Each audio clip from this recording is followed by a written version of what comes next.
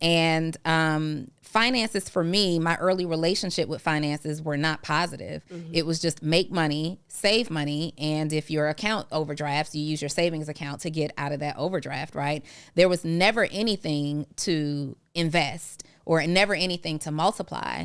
So becoming interested in my finances was just not a conversation that I was having. Welcome to another episode of Full Transparency with Donni Wiggins, where I give you a fly on the wall perspective of entrepreneurship and the entrepreneurs who are doing the entrepreneuring. Sometimes you get me by myself where I'm giving you game and tips, just me and you. And then sometimes you get to hear from me and my friends and people that I've recently met who are doing a great thing. And that's who we have here today. I am super excited because the powerhouse that I have sitting here with me is a financial education expert that I have had my eye on for a few years. In fact, honestly, the person who I'm about to introduce to you is one of the reasons that I began to take an interest in finances, because having a deep insight about your money doesn't always feel sexy.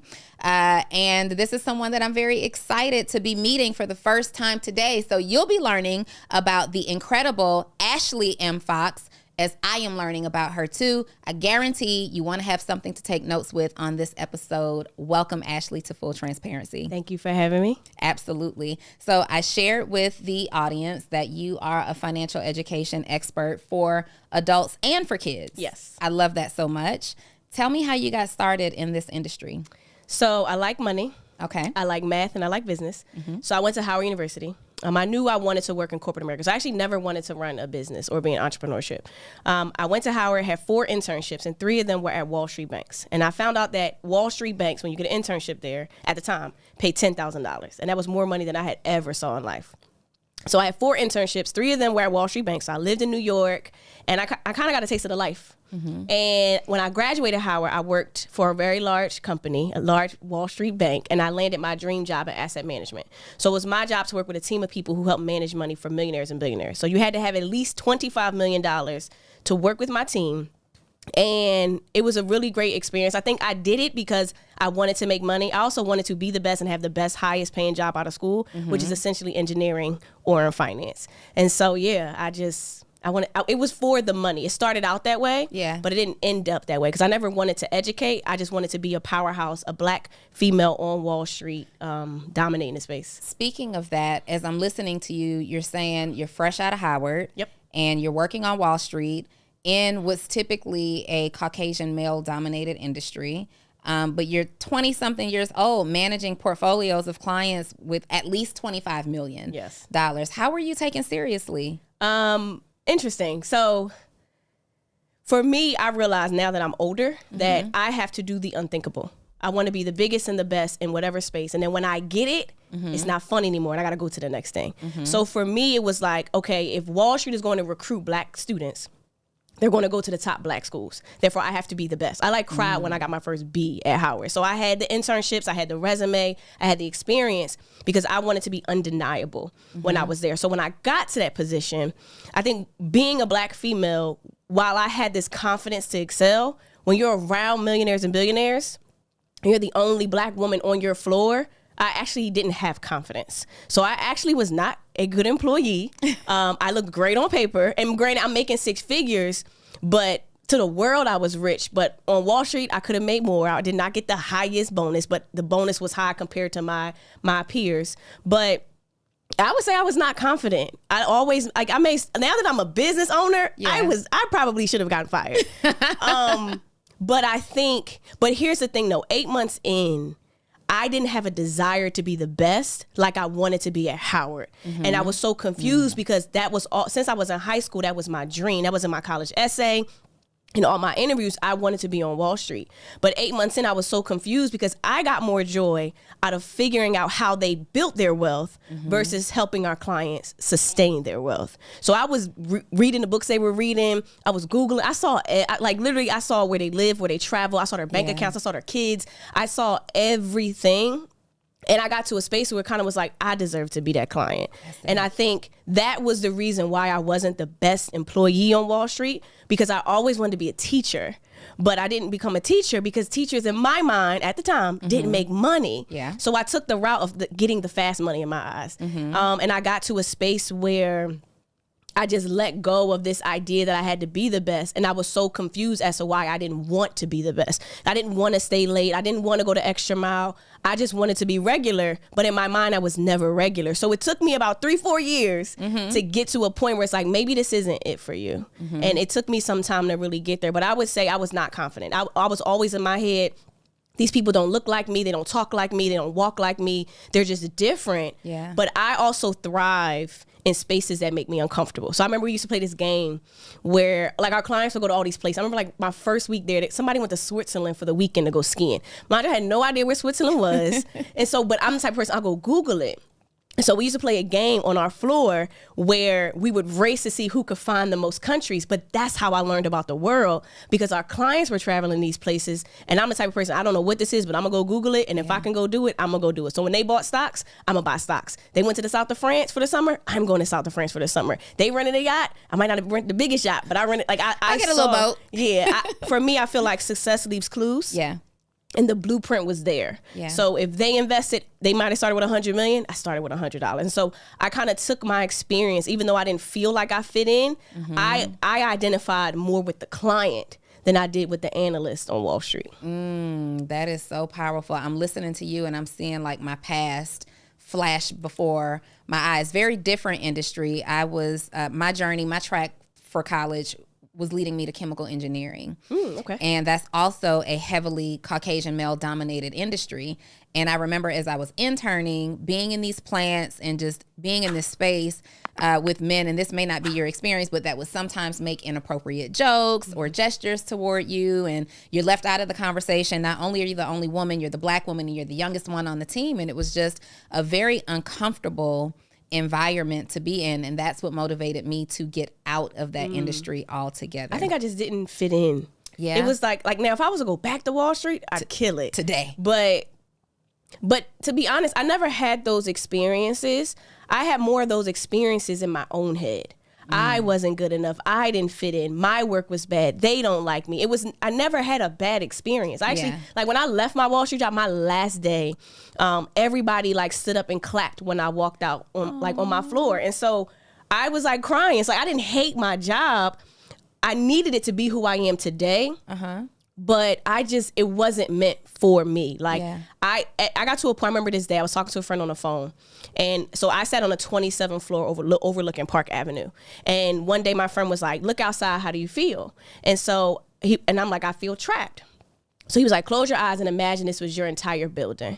And so I'm imagining, he's like, how do you feel now? I was like, I feel on top of the world. And I don't know what that did to me, but it did something to me. And so I took a break. I went outside like to go, I think I was tweeting about it. And I was just really hyped. So I came back and I asked my colleague, look outside, how do you feel? And he was like, I feel regular. I'm like, no, look outside, how do you feel? And he was like, I feel regular. And that day was a day that I realized I don't belong there. Because I wasn't put here to keep rich people rich. I was put here to pull out the inner greatness of people so that they can become whoever they want to become. And I realized I was there to do what I do, to see what I saw, how I saw it. Because I've taught in prison systems. Life would have been different for me if I started teaching in the public school system, started in the prison system, and then got exposed to Wall Street. I saw what true wealth looks like from the top.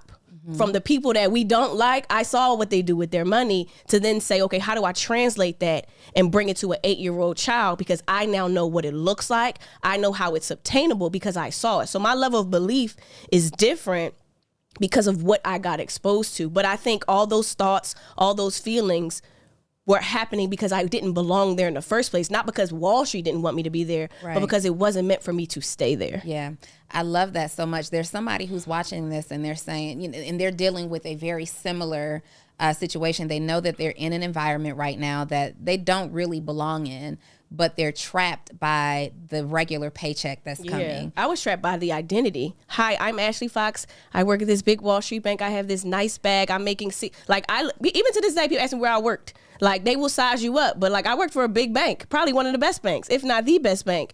And there's a level of respect you give me. But I used to identify with that. I identify with having money, with looking good. And then you get to a point where you lose all of it. And it's like you have nothing to identify with. So who are you?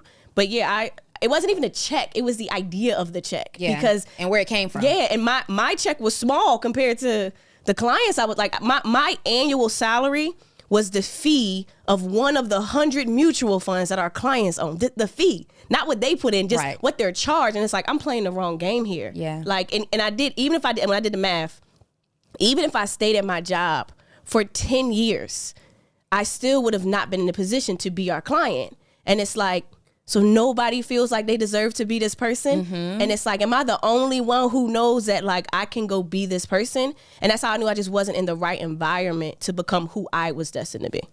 I love that. Even though you identified that, okay, this isn't the environment for me, still, you have the prestige, you have the accolades now that are building behind you. You're making a decent check. It's not the check that you want. What gave you, like, what was the pivotal moment that actually went from the thought to the action? Like, I am breaking free. Did you have a plan in place or? No. So I think, and I operate to this day now, but I don't operate off of logic. I operate off of feeling.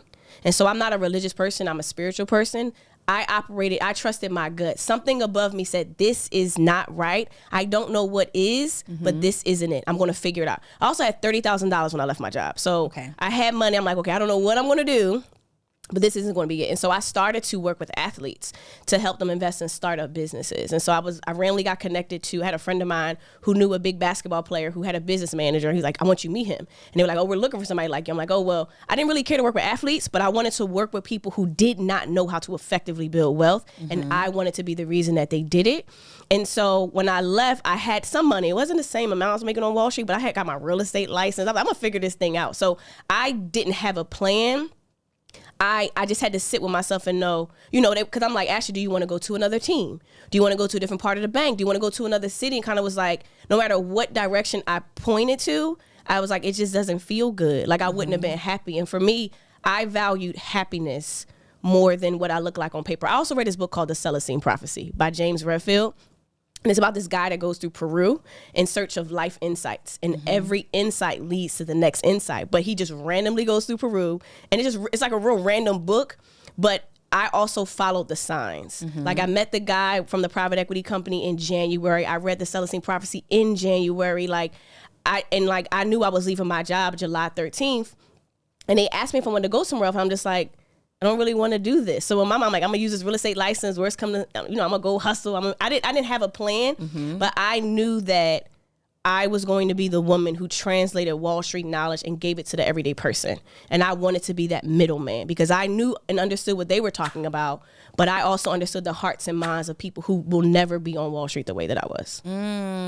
You better speak, Ashley. I love it. Listen, being a Black woman in this industry, having a cheat like Wall Street, you can't even just apply to work for Wall Street. Like you're literally hand selected to work on Wall Street, and being in this industry, understanding finances, but then also making it your mission to making it knowledgeable and digestible for the everyday person. Like that's a huge mission, but to be a woman and a Black woman in this industry is a beautiful thing to witness. Like I'm serious. When I said at the beginning of this episode, I came across your page. I don't know how I came across your page. We have a lot of mutual friends on social. And finances for me, my early relationship with finances were not positive. It was just make money, save money, and if your account overdrafts, you use your savings account to get out of that overdraft, right? There was never anything to invest or never anything to multiply. So becoming interested in my finances was just not a conversation that I was having until I was a very successful entrepreneur. I'm literally creating success at that time, super multiple 6-figure income earner. And I'm still I still have the philosophy or the mindset of just save my money. I wanted to see the money in my bank account. And you coming across your page and a few other individuals was like, you know what?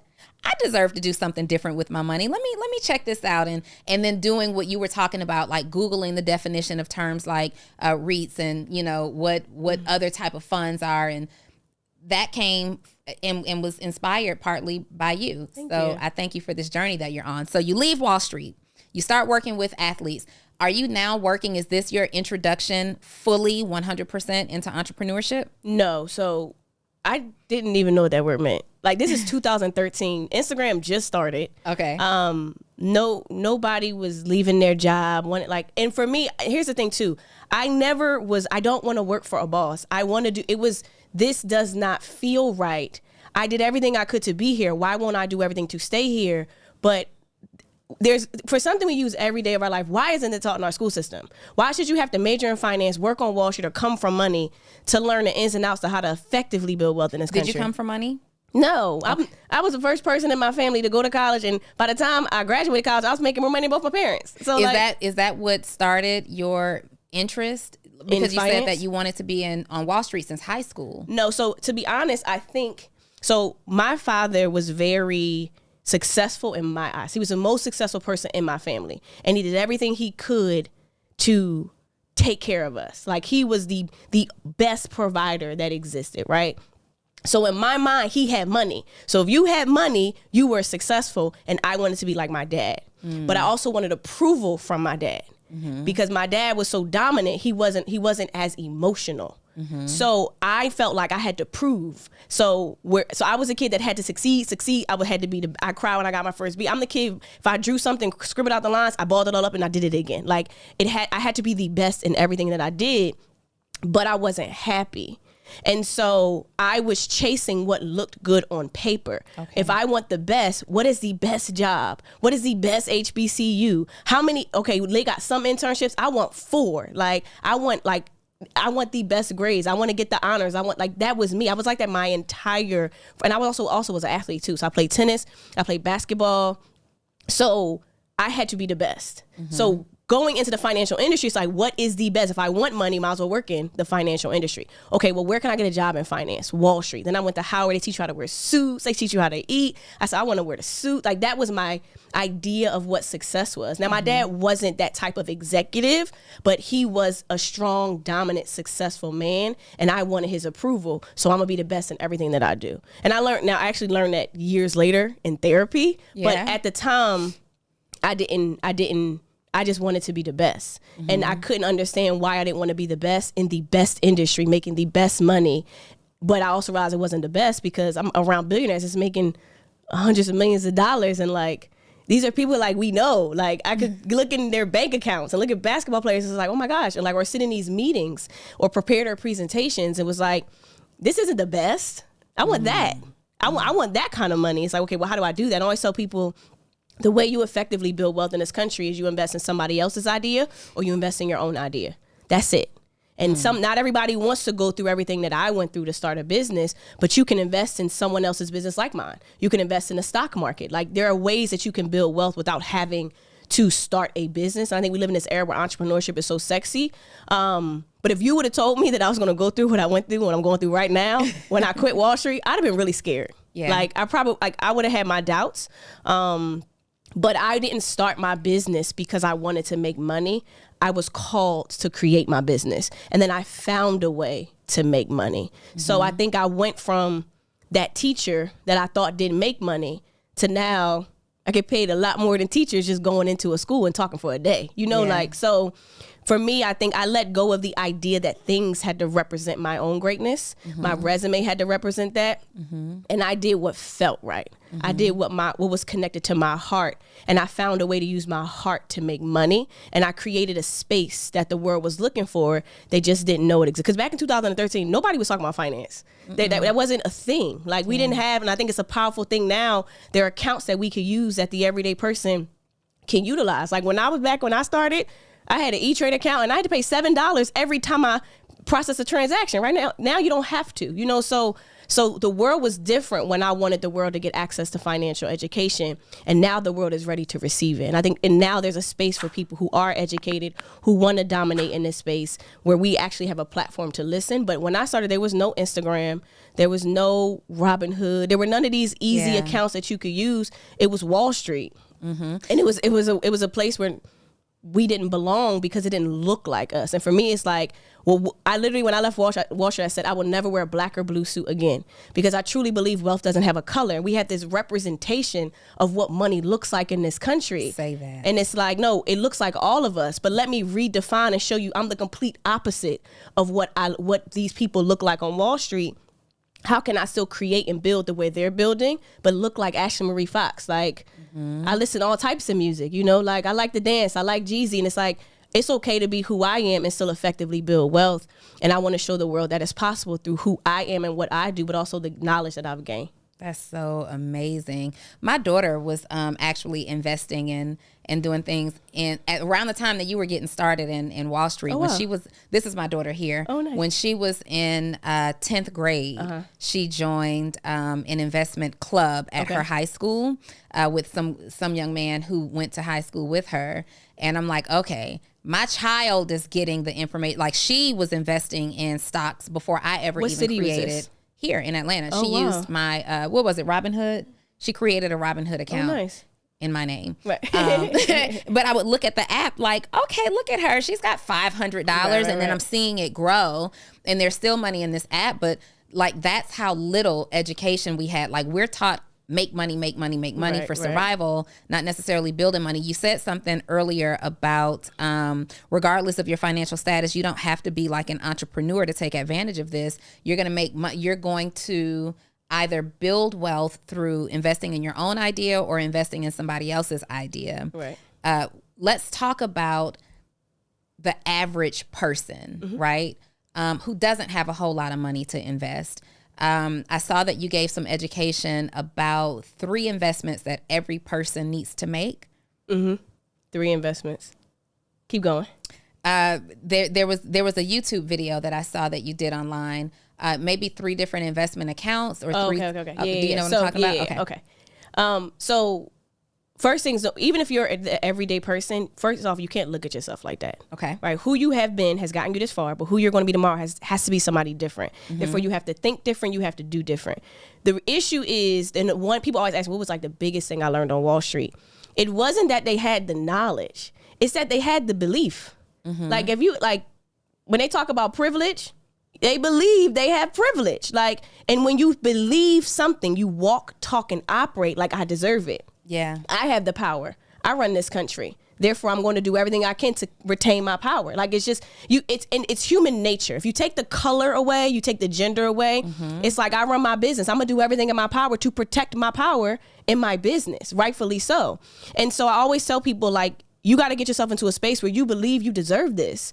We come into this space, I don't have money or I have bad credit. Okay. That's who you were yesterday. Let's talk about where you're going. Yeah. And I think wealthy people, they have this mindset that, like, I want more. I'm going to build more. I'm going to do more. I'm going to be more. But we also have to recognize what country we live in, because America itself is a business. We're taught to go to school, get a job to pay for school. And we repeat the cycle. And don't forget, you buy a house. When you buy a house, you take out debt. When you go to college, you take out debt. Well, where do you get this money from? The bank. The bank runs this country. There's no president that controls America. It's the bank. If we all took all of our money out of the bank, there's no America. So they need you to save. They need you to take out debt in order for this country to go round. So America, I always tell people, it's just the biggest marketer in the world. They're just good at marketing, right? Like, and it's like, if you understand the rules of the game, you can play it, right? So it's getting people to a space now. When you start investing, it's 3 types of accounts that exist: tax now, tax later, tax never. That's it. Wealthy people care about protecting their money, making money, and avoiding taxes. That's it. And so if you go in that mentality, I'm gonna focus on making more, protecting it, and avoiding taxes. Now, wealthy people pay taxes. They just pay a lower tax rate than the average employee. Right. So with your tax now accounts, those are the accounts, if you make money in this year, you get cash. Like, let's say some of the stocks you sold and you got cash, you pay taxes in that year, which is fine. Both you and America are happy. You made money right now. America's cool because they get taxed right now. Then you have tax later. So those are like your 401ks, your 403bs, IRAs.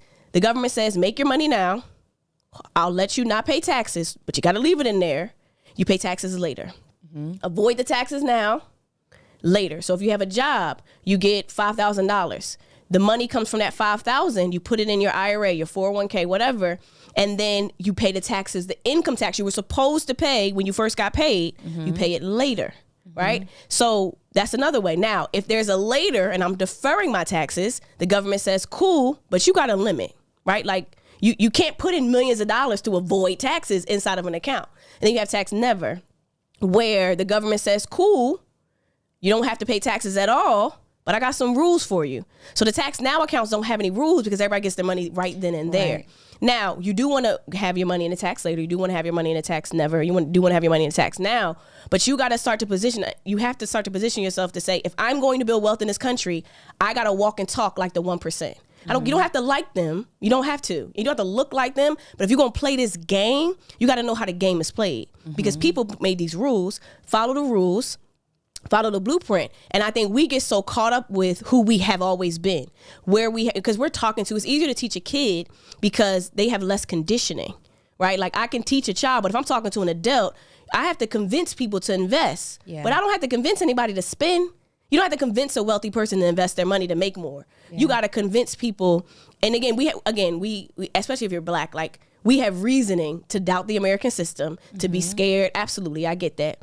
But you got to move past that because you can't save your way to wealth and you can't work your way. I don't care what anybody says. We all know somebody who's worked really hard, who saved money and still are not wealthy. Yeah. Like, and so you have to let go of who you have been, to unlearn it, to relearn who I need to become. And that's the hardest part about building wealth. Even like with me, I remember like when I hit my first million, I was sad. Like I was sad. And because I felt so disconnected from the world, from my friends, from my family. And I felt like I was not good enough. What if I lost it? But because I'm not used to having that kind of money. A wealthy person, if you're a child of a billionaire, you get $1 million, you're used to it. Yes. So how about I become used to millions? How about I train my mind the way I can train my mind to learn a song to be used to millions of dollars. But again, I can recognize I would push money away because I've been at points where I've been kicked out of places. If I've been kicked out, now I'm afraid I'm not good enough. What if I lose my money? What if I get kicked out again? What if I go back to Philly and live in my parents' house again? Like, what if? And it's like I'm so focused on what happened in my past, which is my brain reminding me and protecting me. But what if I say, hey, it's okay, Ashley. We about to go make billions. If you got this far, I saw where you've come. Let's focus on where we're going. And we spend so much time on what we don't have. Oh, I only can invest 50. Well, just start with 50. Start with 50. I don't have good credit. That's fine. Let's fix it. But every day, dedicate your time to fixing it. So we get so caught up in our own heads, and I spend more time shifting our mindset. Like my company is called Empify, not because it has, first of all, I made the word so you would never have a preconceived perception of what it means, right? But it's the word empower and modify merged together, because when I sat back in 2013, who was I going to be for the world? I was like writing, the finance, and I'm like, that's not it. Like, because you can Google everything I teach. But it's like, if you give information and lack the inspiration to pour love and excitement in somebody's heart to make them believe that the information that you're giving them, they can do something with it, it changes who they become, which is where modify comes from. So we're going to educate you, but we're going to empower you, because I'm going to tell you, I know you can do this, and I'm going to do it with you. And then when you do it, watch you start thinking different. You mentioned REITs. You go learn about REITs, you come to our class, you will never look at a property the same way again. Now you're thinking about owning that building, but you're not telling yourself, I don't have good credit. I don't have a lot of money.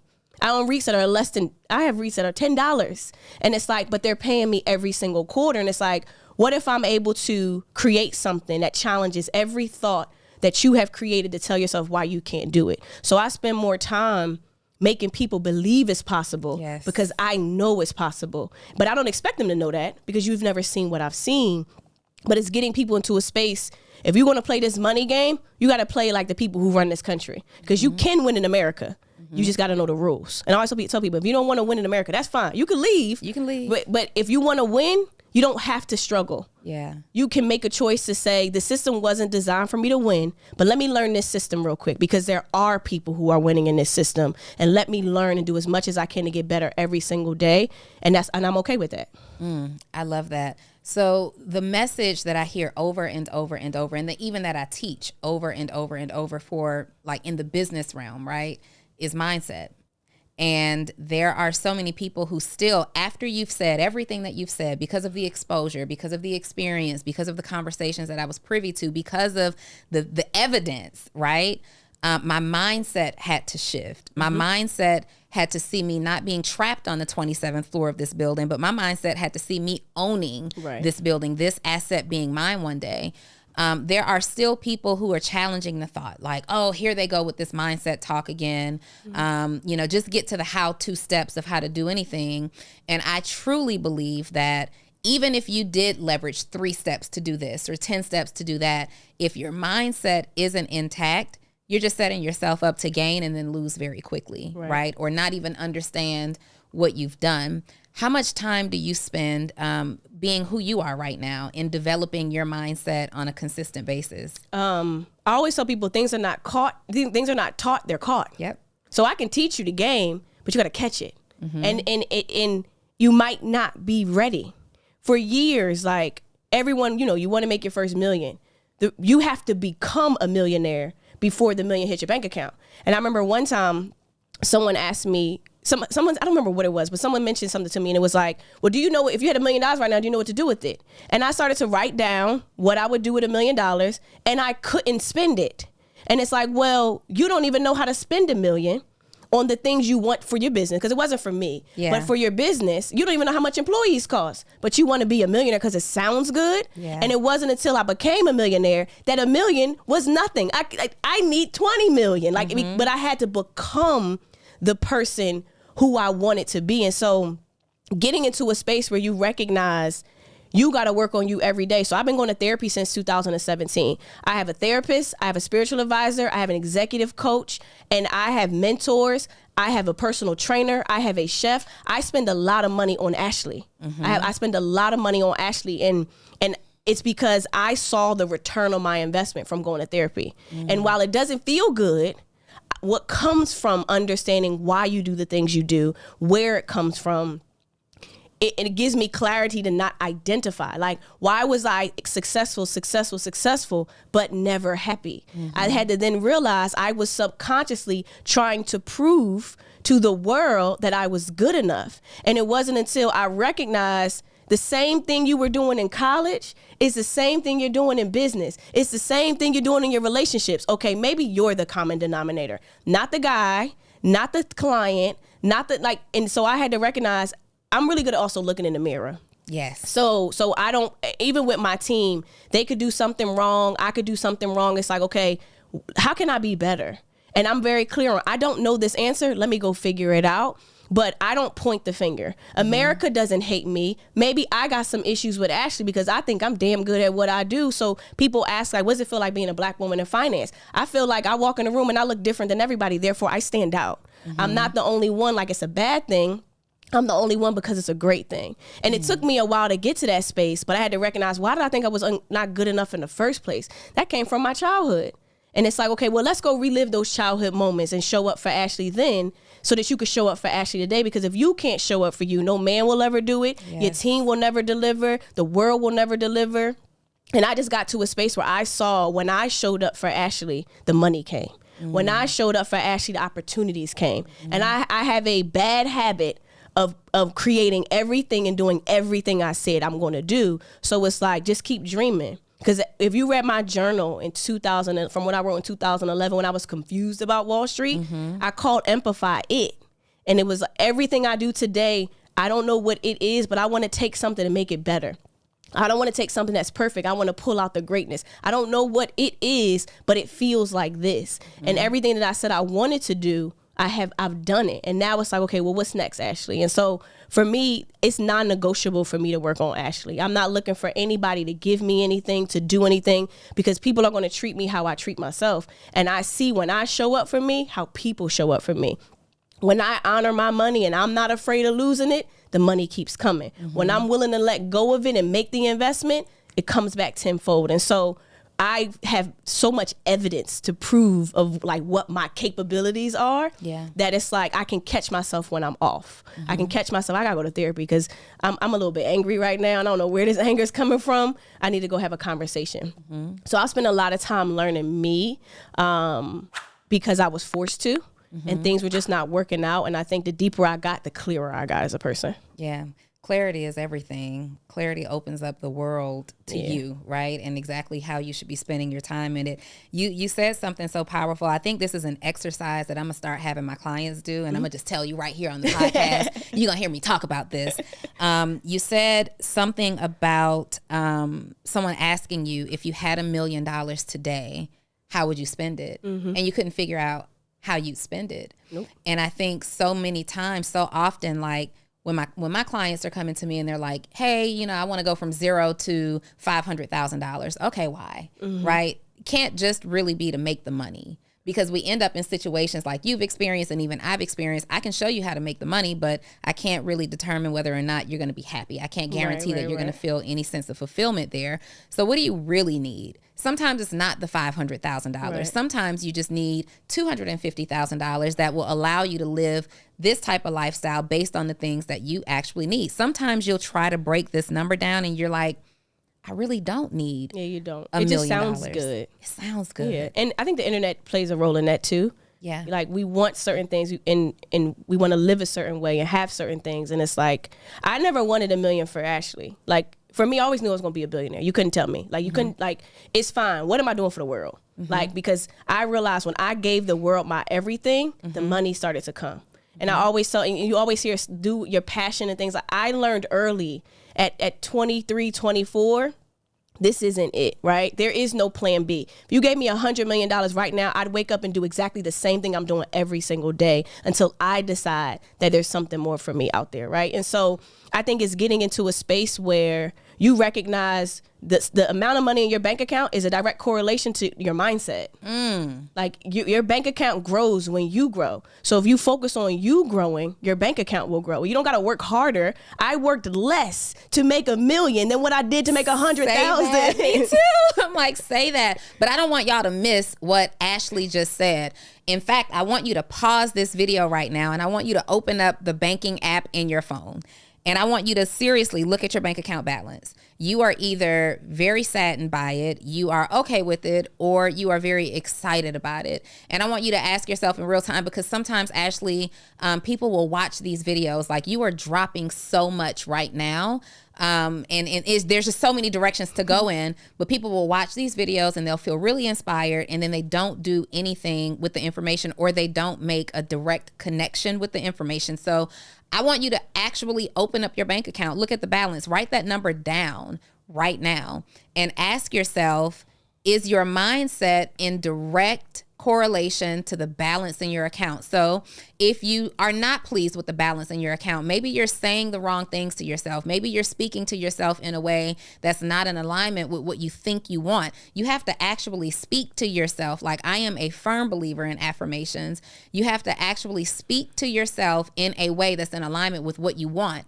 And then based on the amount of money that you have, I want you to identify the amount of money that you desire. How much money do you desire to have in your bank account? And now we have to start doing the work. You heard Ashley speak about investing in herself. That was like your first really big investment. Investing in yourself, your therapist, getting your physical fitness together, staying on top of your health, hiring a chef, putting all of these supporting tools and resources around you that allow you to become. And I relate to that so much because I am constantly, like every single year, if you ask me what my goal is, it's always to become the best and highest version of myself. Because any goal, no matter how big it is, if I am reaching for something bigger than I had the year previous, that means that I have to become something different. Mm-hmm. And sometimes that's scary though. Yeah. Because and then sometimes you get stuck in the middle. Yeah. You get, sometimes you're not who you used to be. Yeah. But you have not become who you're destined to be. And the two sometimes they get into a fight. Yes. And you get so confused because I'm not this person. I don't want to go these places anymore. But I'm not there yet. And there was right before I came to Atlanta, I was afraid. I spent my whole summer in Paris, and it was like an eat, pray, love thing for like 3 months because I was afraid to become a CEO. I was afraid to step into my light, right? And when I came to Atlanta, I had the most money I ever had in life. Yeah. I had my dream apartment. Like I wanted to live in New York in this like new building, floor to ceiling windows. And I couldn't afford it, but I would go tour it every other day. Like I kept acting like I was going to move in. Yeah. And when I moved to Atlanta, I had the equivalent in Atlanta. I had more money in my bank account than I ever had in life. And it's crazy because I was in Atlanta, I wouldn't unpack my stuff. And I had a session with my spiritual advisor. She was like, "You're scared to go deep. Like I was afraid to accept who I had become. I was unpacking myself, and I was telling my mom, like, I have so many cabinets and closets. And it's like, well, girl, who are you not to have? Now you're going to find stuff to put in these closets. Yes, you will. And because I just wasn't used to the abundance. And so I was so afraid to embrace it because I was still stuck on not having. I was still stuck on operating like I had to live check to check. Because when I was in Paris, I had no desire to make money. I just was stuck. I felt like I was becoming too much of the finance girl. And it's like, this isn't who I am. I'm not here to just make these finance videos. Like, this isn't it. Like, this, I just ended up this way. And so I remember right when I moved to Atlanta, I went to Bali. And I went with a couple friends of mine. And it's funny, so one of my really good friends, she puts together a retreat. So her equivalent to my Paris trip was in this like small like area in Bali. So we go there, and to me it was, you know, it was beautiful over here, but they were sleeping on wooden boards. It wasn't that like I had on $1,000 shoes, and I'm like, I don't want my shoes to get, like, I was just like, so I remember sleeping in our room.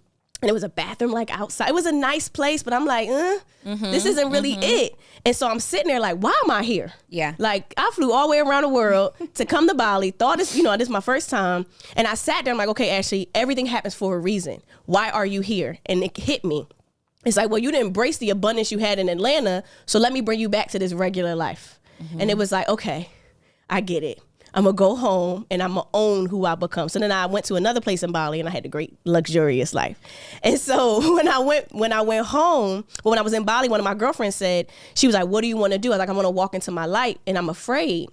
So she's like, what is one thing you can do to walk into your light? And I was like, I could post one time a day on Instagram. She was like, do it.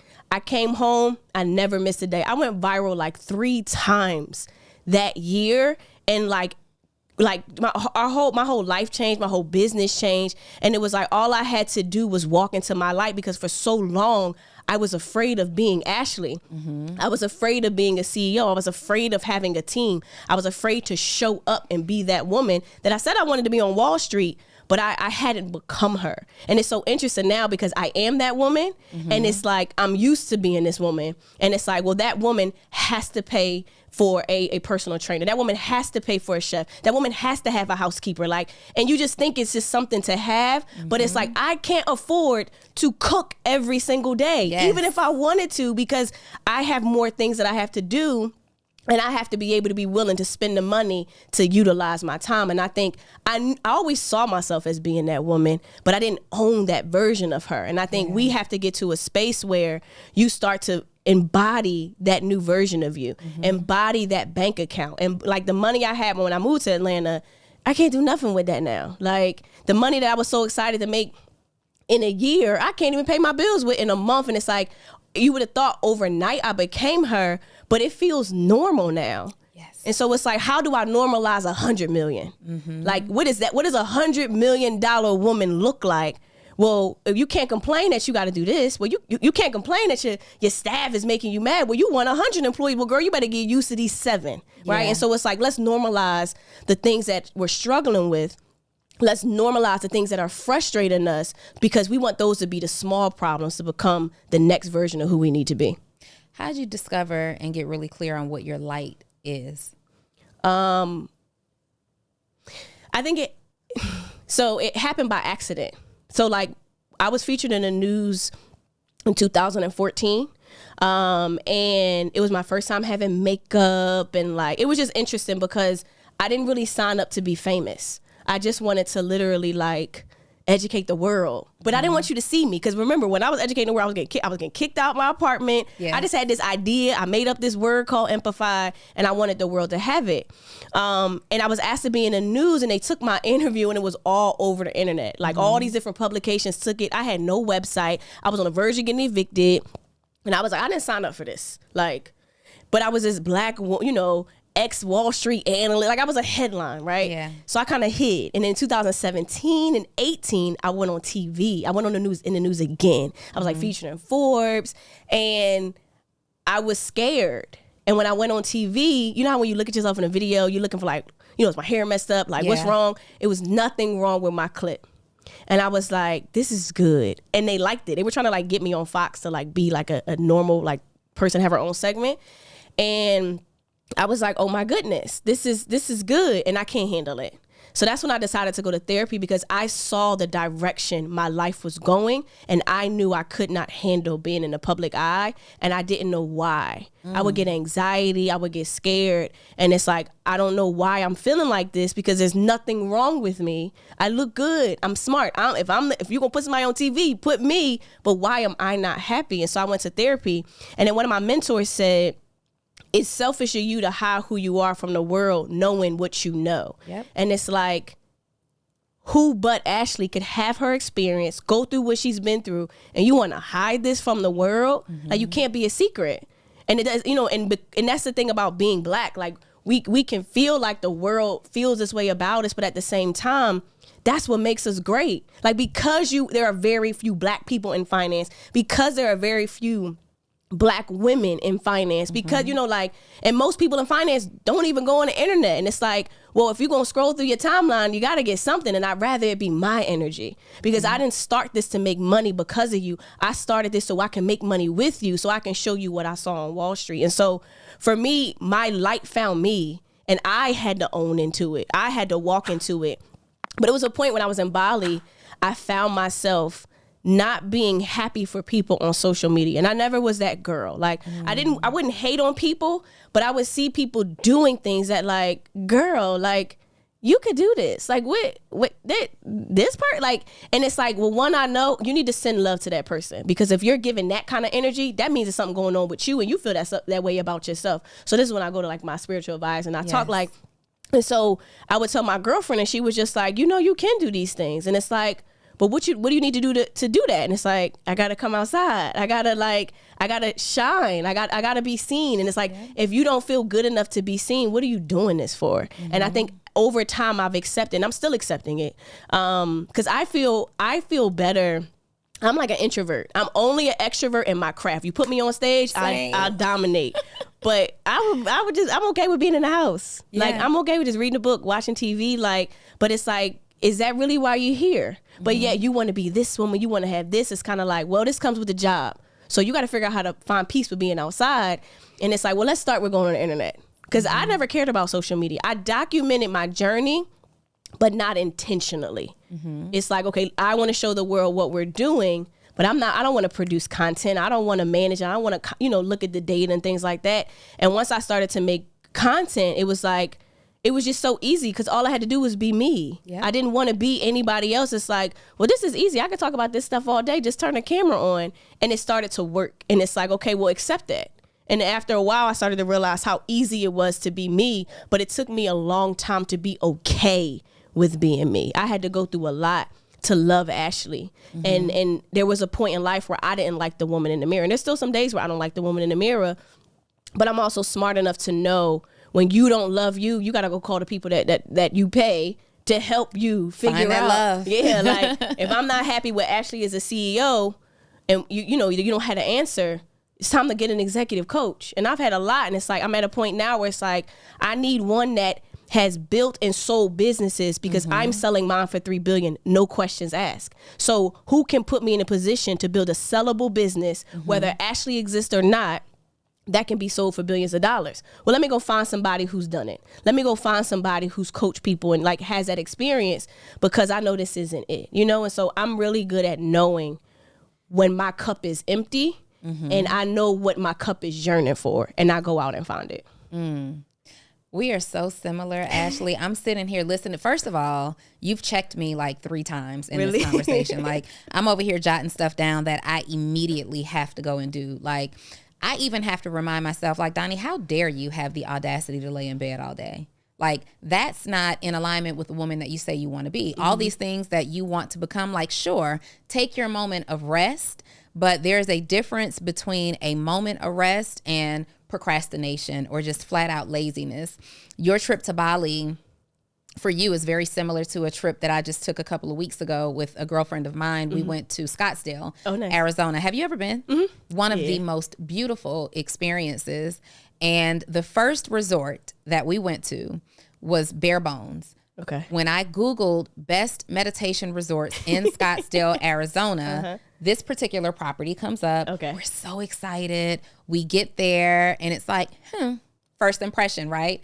And I am trying to, this is my first time traveling with this girlfriend. She's from Philly too. Oh, nice. Okay. And this is my first time traveling with her, and I don't want to be that person on the trip, right? I am that girl, but I don't want to be that girl, right? On this trip, because we had both decided that we were going on this trip for a reset. Okay. And you can't bring that girl's energy on a reset, right? Okay. So we go and we're on this resort. And the first day, I'm like, you know what? This is a minimalist property. We are here to meditate and relax and, restore ourselves. We'll make it work, right? Did she feel the same way? She was sick the day that we got there. Okay, she was just like, I just need a bed, right? So she goes to her room. We hang out in her room. We eat, and then we kind of go our separate ways. And so the next morning, I go to their cafe to get breakfast. Mm-hmm. And there's nothing that I want to eat at this cafe. Yeah, I know that right? feeling. And I'm struggling. I'm looking, okay, I'll get a snack. No problem. I'll get a snack. What is mushroom jerky? Like, I don't want this. This is not what I eat. So I go back to the room, and I'm sitting on the edge of my bed, and I'm like, my spirit is not at ease here. Like, I'm not going to get what I needed to get out of this experience in this place. So I had to be that girl. Mm-hmm. And we transferred over to another side. I called her like, listen, I know you're good here. I can't do it. I can't be here another night. And we're supposed to be here for 6 days. Mm-hmm. I'm not going to make it through these 6 days. And we ended up going to a different resort, which actually is the number one resort. Where'd you go? We went to, we were at Sivana, which I have an interesting story about. And we ended up going to Sanctuary. Oh, that's where I stayed. Yes. Yeah. Isn't it nice? Yeah. So we ended up going to Sanctuary. And upon arrival, it was like, what I'm used to. People are racing to open the doors for you. They want to take your bags. And, it's like all the food you could eat. And, it's just in an area that's kind of popping. But you're going to need. Did you do the Watsu experience at Sanctuary? No. Okay. I went with one of my girlfriends for, it was right before my birthday that I went to. You have to go back and have this experience. But I went there and I got the good, like I understand what my balance is and what I need, but it was one of the most spiritual awakening trips for me that I've experienced. And I just got back maybe 2 weeks ago. And from that point, like I came back with my team. I have a long to-do list. Because I was in that balance. I was trapped between who Donni says she wants to be and who Donni is behaving as today. I'm not quite Donni from last year, but I'm certainly not looking at 5 years. I'm not looking like 5-year vision Donni, right? I'm battling and I'm going backwards. And now I want to hang out and I want to do things that I know are not in alignment with the woman that I am trying to become. So this reset was everything that I needed. And I'm sitting here and I'm doing my 20-year visualization. I'm visualizing who I will be, not who I want to be, but who I will be in 20 years. And I come back and the most productive. I love conversations like this and connections like this because I'm even listening to you now like, oh, okay, wait, I gotta turn this up like a whole lot. I gotta turn this up to another level. And I hope that the people who are watching this can feel this energy right now. Like it really does start with mindset. It really is fully based around belief. And sometimes when you're struggling to believe, you have to have people around you who believe on your behalf. Right. And you borrow their belief. Like, I don't see this woman in me right now, but I know that you do. And if you say it, okay, let me move forward based on the belief. You say you like to be alone. You like to be at home. But you sound like you have a good group of girlfriends around you. That I'm like in a turtle shell. I mean, I've also just been, I don't know. It depends on the season of me. Yeah. I think I'm now getting into a space where I'm coming back. Yeah, so it really depends. But for me, I've learned that I'm an introvert. I get charged up alone, and I can be around people, and they exude a lot of energy from me, and I got to go back. Like, sometimes I'll go out, and it's like, I don't really want to talk about finance today, but I know when that's what people, and I understand that, and I got to show up as her.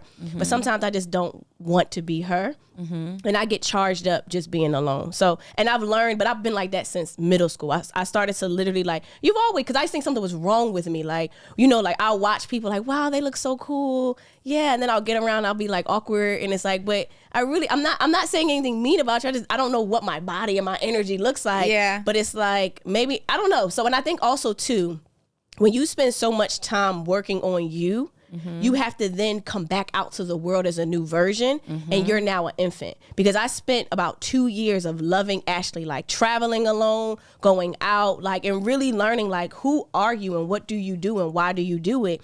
And then I went back outside, and it was like weird. Like, it was like, I don't really want to do these things. Like, I remember going out on Fridays just because it was a Friday. Now it's like, why am I going outside again? Like, I don't, like if it's not going to fill my soul, I don't want to spend my time on it, you know? And sometimes being with Ashley fills my soul. So I think it really just depends on the moment for me. But I've also accepted that, like, wow, like my partner, he's out there. Like he's just a social butterfly. Like during COVID, he went crazy. During COVID, I felt normal. Yeah. Like, because I'm so used to not, just being out there. So it's like I've accepted this is who you are. Yeah. And people I give to the world, and I'm okay with that. Well, and that's what it is. I can go back and forth between introvert and extrovert as well. Like, it just depends. It depends on the energy of the people around me. Sometimes I need to be out there and let my light shine, and then sometimes I'm perfectly fine sitting in my room shining my light on my damn self, right? So either way, it can go either way. People will ask me, well, what are you doing, you know, on Friday? Same thing I did on Tuesday. Right. I mean, like, it looks the same for me. Right. But I think that this is quite indicative of a person who pours so much. Yeah. You just pour so much, and you have to sit inside. You have to plug in to your inner self. You have to plug into the things that make you feel your best self in order to recharge. And I know that I'm often misunderstood sometimes because I'll tell my team, get me out of here. Like, I'm peopled out right now. I have poured because I will go in. Right. I am committed to showing up for people who are inspired or impacted by me. I'm committed for people, you know, who have come to see me. I'm taking all the pictures. I'm answering all the questions, and that adrenaline is like really going in that moment. But the moment I see that last person waiting to speak, let's get me out of here. Wrap this up.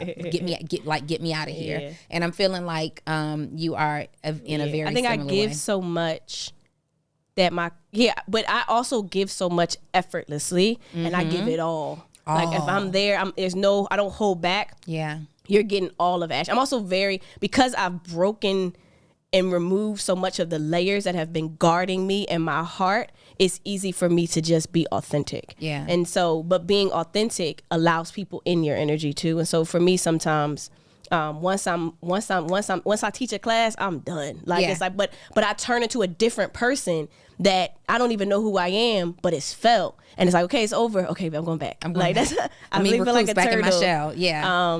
But I just recently learned it about myself, because people used to think like I didn't like them, and it's like, no, why would you think that? Why would you say that about me? But you know what's crazy? I actually learned that the most with my team. And just recently I went to an event, and I was with the former CEO of Ford, and he said, when you are a leader, your facial expression no longer belongs to you.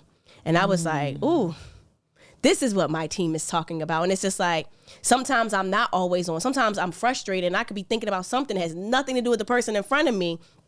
But because of who I am in that person's life, especially running a business, that impacts their day. And it's like, okay, like, how do you monitor your face all the time? And so now I have just people around me who call me out, and I just do my best to show up. But I also have to accept that if you're going to be this woman for the world, you got to show up as this woman for the world, and also give yourself space to not have to be that woman. Yeah. But I actually just learned that. Yeah. I'm like, I'm not an introvert. I'm loud. I'm excited. I'm hyped. I'm out here. Yeah. And it's like, but only in your craft. Have you ever seen pictures come back, like maybe the content that you're creating internally with your team, or you're at an event somewhere or on a panel, and you see the pictures come back and you're like, ugh, why was I looking like that? My sister just told me that yesterday. She's like, I could tell you didn't like what they said. I said, what?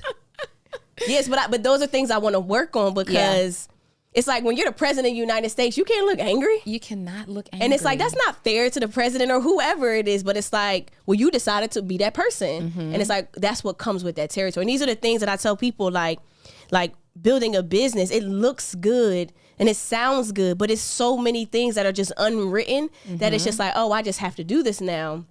What if I'm having a bad day? Just like someone on my team. Well, this is not your, this is your business. You got to look good every day, because that can literally, and I've watched how my energy in my office will shift the energy of my team. And it's like, just because I'm not feeling good doesn't mean you guys, but it's like, it's powerful, but it's scary. And it's like, okay, how do I, but this is why I pay thousands of dollars for coaches. Because if you had employees of 500 people on your team and you've built this business, you had to go through this too. Yeah. Well, tell me how I can be better. You know, so I've owned the task. I'm not perfect, but I'm okay with recognizing, I didn't know you had an attitude because I had an attitude, or, you know, or I said this way and it hurt your feelings. And it's like, well, this is how I talk. And it's like, but not everybody receives it that way. So now you got to learn your players. It's your job as a coach to know your team and be the best version of you to serve the people that are working with you, to serve the world that you're impacting. And it's like, you want me to do that and make money? Do you give your team love language tests? So we just, so now I'm getting into a space. So now I'm in that space, the space in business where I know how to make money, right? And it's like, okay, cool. But to get to where we need to get to, how you make money that's not going to work anymore. So it's like, and it's like, okay, well, you actually need a team. And it's like, okay, well, I don't know what that means. So I started to build a team, hire a team. And now I'm learning what comes with that. And now I'm seeing how my energy dictates the energy. And like, now that there's different people and we want to grow, it's like, okay, what does Empify look like as a culture when there's people consistently coming into the company and they're a representation of who we are in the world? And so we took our DISC assessments. But for me, the team part is different. It's like, where was this when I quit my job to change the, like, where was this? Because it's not even just about a team, because I have a heart. Like, I've had friends who like call their team, like, they be in the office slaving for me. And it's like, I would never speak. But I know men who've raised millions of dollars who operate like that. And it's kind of like, I actually care. Yeah. Like, I actually do want to know how your day was. Like, you know, like, so, but it's like, how do I care, run my business, set the standard, be excellent, and cultivate a culture and an environment? So for me, that's new. Yeah. Like, that's new for me, while also still being stuck on, I know how to make some money. When it's like, well, a part of you has to be taken away from making that money, which is scary, because I got PTSD. I've been kicked out of places before. So like, me not making money, whoa, what if I miss payroll? What if I can't do this? To now learn how to be a CEO and show up for my team. And it's like, to learn my players, what they're like, now I'm at a space where I'm learning, like, this person is not good at this, but they're really good at this. Well, dang, I got to hire somebody to fill this void.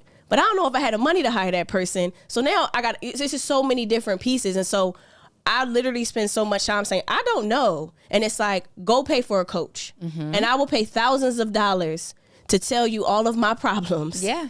And say the things that I just don't know. So like, I understand the value of making an investment in me, and I will pay top dollar for people to guide me in the direction that I can go in. And because I come from a Wall Street background, I'm not afraid of people who don't look like me. I actually value them more, because now you see the world through a lens I don't.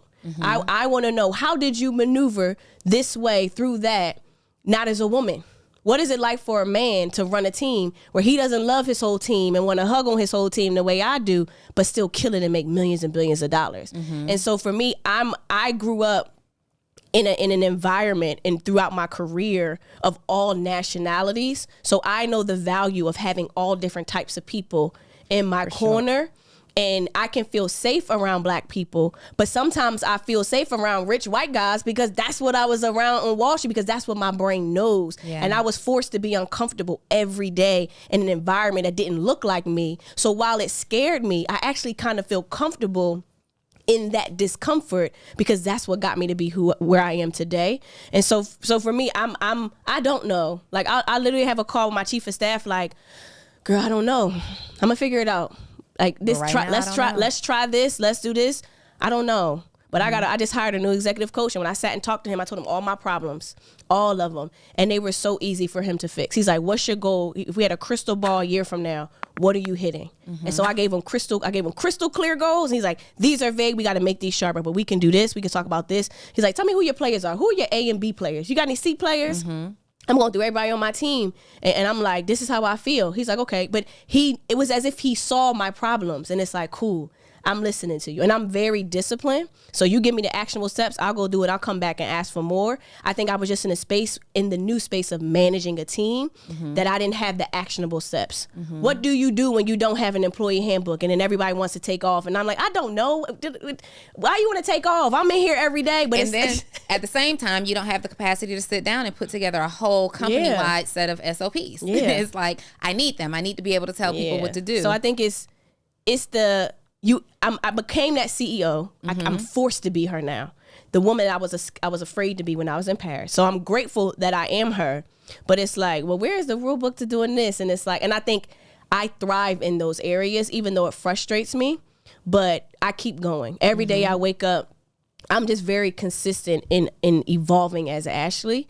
And when I don't have an answer, I go find it, and I will pay for the answer. I will go out, and because I also connect off of energy. So I've had executive coaches that have been therapists. Like, I don't want a therapist. I got that. Like, you don't got to tell me, we don't got to talk about my confidence here. You got to show me what you need to do when you want to sit here and fire somebody and you can't, and you don't know how to go hire the next person. You know, like just little things like that. Yeah. And so I'm really good at knowing where I'm not strong. And I'm not afraid to say, this is where I'm hurting. This is where I'm confused and I need help. Yeah. And I'll say that publicly, and I'll go pay for somebody to help me get clarity around it through every phase of my life. Yeah. I think that the world, especially Americans right now, are suffering greatly. You said that you're good at identifying where you need help and where you're suffering or where you're struggling. And I think that it's evidenced, right, that our population is struggling significantly in the area of finances. We know how to apply for jobs. We know how to clock in for 40 hours. We know how to calculate what our income is going to be on a weekly or monthly basis. Maybe part of it was the belief piece that's missing, that I could go from a person who brings in $2,500 a month that can now start making small investments that can yield me greater returns. But I think that you just did a lot here in this conversation to instill some belief in somebody today that didn't believe before. But what do we do now? So I understand it. I understand that I have a problem financially. I understand that I need to be making investments to get to my next level. You've just made me believe, Ashley, I'm just getting started for the first time. Where do I start when it comes to investing my money? So first thing I would say is go to empify.com. Yes. Because there's a lot of resources that we have to educate those who don't know and need to know where to go. So I'm really big on not just telling you, but showing you, but also doing it with you. And so we have a Wealth Builders community, which is like the Netflix of finance, where I learned that I can go teach in the school system. I can go be somebody's financial advisor, but I need to serve the world. I can go create a class, but a class isn't going to help you unlearn. It'll give you some juice right then and there, but you're going to go back to your same timeline, back to your same friends, back to your same family that is going to emphasize who you have been. Yeah. And so I'm a firm believer that if you want to learn the language of money, how else do you learn a language? You don't just read one book and take one class. You show up to class all the time. You start speaking that language. You're around it. You're reading it. So when it comes to learning how to invest, we created our community because I have to embed this in your mind every day. If you're going to start building wealth, this country and what happens in the stock market impacts your life, whether you like it or not. Therefore, you have to pay attention. You also have to be around people who want to build wealth. Like I had friends who didn't care to invest, right? Now I have friends and they're doing things with their money. It's like, okay, I got some work I got to do, right? Like I want to be around that, but you also have to be around that. Like we're all human. So it's getting into a space where one, you are evolving and made a conscious effort to say, I'm gonna read an article every Monday, Wednesday, Friday. I'm going to learn. I'm going to consume. And I always tell people, for so long, we've watched people eat at this restaurant. this fancy restaurant, food looks good, they're living this lavish life, and we always felt like the doors were locked, right? And now it's a space where the door is not locked. You can go eat at this restaurant. And I'm telling you, come on in. I've talked to every chef. I understand every meal that's been prepped. Now it's time for you to go eat the different foods at the buffet. The problem is we want to eat everything at one time. So we take every class on the internet. We listen to every financial guru. We buy everything we see, not realizing that we're stuffed and we didn't even really do anything that we needed to do. And so for me, it's about, let me expose you to what's out there. These are things that like we have in our app for our members. Let me expose you to what's out there, and you decide what your taste buds are ready for. You might not like REITs. I had people tell me, well, why would I buy a REIT and they only paying me this? Okay, well, what other option do you have? I'm down. You can go buy the property. I don't want to. I run a business. I'm getting stressed out about my team. I don't want to be stressed out about a tenant, right? So it's getting into a space where you are in a position to want to learn a new language, and you're not just doing it to develop the skill. You have the will to learn. I'm going to break my family's generational curse. I'm going to pass down generational wealth. I'm going to build this legacy for my friends and my family. It's going to be my last name that the world remembers. And you have to make that a promise. Yeah. And then every day I'm going to learn a little bit more. I'm going to walk towards the things that scare me. I'm not going to be afraid to set aside $10. I'm going to open that brokerage account. I'm going to buy the stock, not that the guru said on the internet, but the one that I give my money to all the time. Like we got things like our cell phone, the apps we use, the TV we watch, all these things, these people made these billions of dollars because of us, right? And so for me, it's cultivating an environment where we are the language of money and we're not stopping, because building wealth isn't something you start and you stop. It like a wealthy person, this is who they are. Yes. This is what they talk about. This is what they read. This is what they consume. Their friends are doing this. And it's doing things like you said, going to that resort that opens the door for you because you're great, right? Like, and you create the standard of everybody opens my door. Yeah.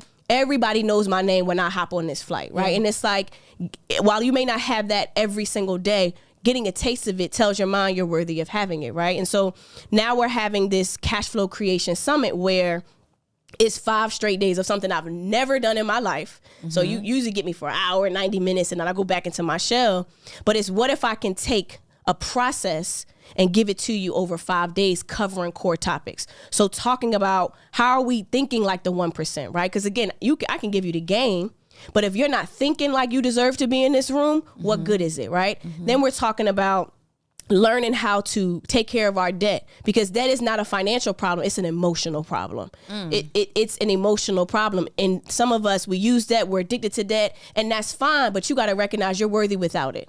You don't need the debt. You're going to leverage the debt. And most Americans are not in the position to do that, but you want to leverage the debt to make you more money, not because you feel like you don't have the money. And I always tell people, if you can't buy it twice, you can't afford it. And you definitely shouldn't be using debt to buy it. So getting people into a space where let's talk about the debt you have.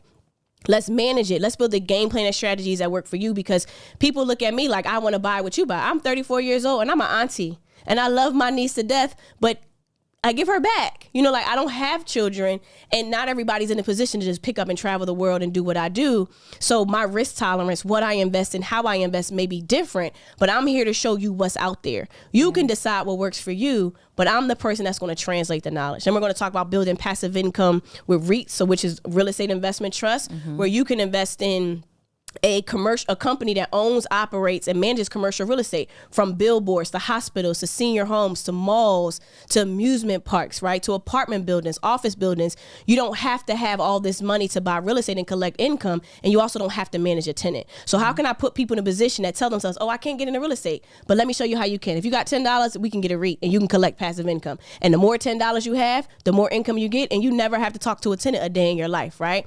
Getting into a space where we're investing in dividend paying stocks that also pay you passive income, but they're some of the biggest and best companies. So when you're worrying about, is my company going to be here tomorrow? Chances are it's the number one employer in America and they're paying you a dividend. I don't think America will let them go anywhere. Yeah. So let's talk about that, right? And I think we have this mentality that we got to get rich quick. And it's like I always tell people, being rich is having a lot of money right now. Being wealthy is having a lot of money generation after generation after generation. I watch wealthy people avoid taxes by giving money to their grandkids. They skip their kids, they gave it to their grandkids. And it's like you have generations of wealth and the preservation of someone's last name every single generation, and we look up and we got to start all over every generation. And it's like, how can I put people in a position where we're starting with where you are, what you have, and you are pushed every single day to progress. And then we're going to talk about legacy planning. And so I've been in a position where I have lost everything, couldn't pay my bills, kicked out of my apartment, slept on my parents' couch. I've seen millions of dollars. I've lost a bunch of money. I've made a bunch of mistakes. I've been in prison systems. I've taught kids. I've been in the homes of billionaires. But I'm also the recipient of generational wealth. I know what it feels like for someone to pass and my family benefits from what they created for the rest of our life. So if I'm the recipient of wealth, and I'm the creator of it, now it's my time to tell the world, if we're going to build this mansion, if we're going to lay these bricks, we need to make sure that the person that is building is always protected. And if they're not, that house that you're building for your family doesn't go to waste. So how are we learning how to invest, but we're making sure that our children, the people we love, that we are responsible for, are taken care of, not just when you pass, but for the rest of your life. Because the Rockefellers are the Rockefellers for a reason, right? It's one thing to create wealth, but it's another thing to preserve it. Like it's so hard to make money and then the next generation retains it. And there's so many cultures like that, now, regardless of how they started their wealth. But it's not easy to retain it. And it's like, if we're going to play this investment game and we got all these great people talking about building wealth, showing you how to build businesses, what happens to your business when the person running the business is not here? Yeah. What happens to your kids when you're making all these investments and you're learning how to invest and they can't get into your account? Mm-hmm. What happens to that home you bought and then they get kicked out of it because you don't own it because you're still paying debt on it, right? And so it's giving people a space where let's talk about how we can create cash flow with what we have where we are, but sustain it and pass it down generation after generation. And so our Cash Flow Creation Summit is me stepping out of my comfort zone, because now I'm on camera 5 days straight and giving you everything and so much that I've learned over the course of 5 days, so that you can effectively build wealth and dominate Q4. And again, I'm not going to tell you, I'm going to make you $50,000. No, we're going to make exactly what you are willing to put up. And you got to say, I'm willing to put up $5, Ashley, then let's show up and let's turn $5 into $5 million. But we can't quit. And I'm here to guide you through it. I'm here to shift your mindset through it. And I'm here to give you the tools to get it done. Whew. My God. You cannot tell me that you are watching this episode and you're not like literally on the edge of your seat, ready to make a move. You might not know what the move is, but you know that you're ready to make a move. What's the website again? mycashflowcreation.com. mycashflowcreation.com. You're also going to see it in the description of this video. Ashley, I think this is one of my favorite conversations that I've had on this platform so far. You are so knowledgeable. Thank you. And I love that you're able to go deep, right? You have layers to the information, not just really surface level information. And you've inspired me today. Thank you. For sure. So like I said, I don't know what I'm about to go do, but I do know that I'm about to go do something. You want to leave us with some final words as we're closing the episode out? So I would say, just don't stop. I think life be lifing. Life be lifing. And no matter where you are financially, know that it's possible. Because if I can go through what I've been through and be here today to tell you that it's possible, to go from working on Wall Street to taking what Wall Street gave me to give it to you, is not being afraid to start small and build big. A whole lot of $5 can lead to a whole lot of millions. But the person making the investment has to be worth the investment. And that's not me or you. You got to recognize, if I'm here watching this today, I'm going to take what I learned, not because we told you to do it, but because you're worthy of doing it. And so social media _Ashley M. Fox, My Cash Flow Creation. It's first time 5 day, all day summit. No, sorry. First time 5 day. I'm dedicating all my days to it. But a couple hours a day, we're literally covering everything to help you build cash flow, no matter where you are and where you want to go. So yeah, My Cash Flow Creation.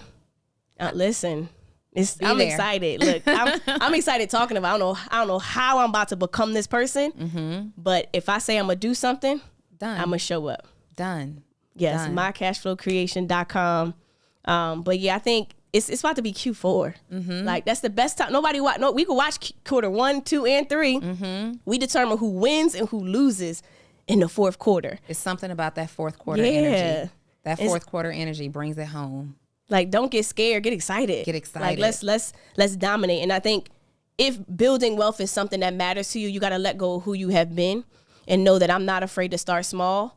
And there's a woman that's here that says it's okay, because I have a niece. I started with $35. My first stock, I invested $100. And that was over 10 years ago. And so I think you got to recognize that if you could work at your job for 5, 10, 15, 20 years, you can invest in yourself for the next 5, 10, 15, and 20 years. Let's go. You heard it from the Ashley M. Fox right here on Full Transparency, you guys. I hope that you enjoyed this episode. Do me a favor in the comments. I want you to take action right away. I want you to comment your biggest takeaway from Ashley in this episode this week. We need to know what's vibing with you so that we know how to continue to pour into you and educate you going forward. Also, if you are looking for a business development mentor, check out www.actionableceo.com. You'll find links to my programs as well as Ashley's right in the description of wherever you're watching this video. I am Donni Wiggins, and I'll see you next week.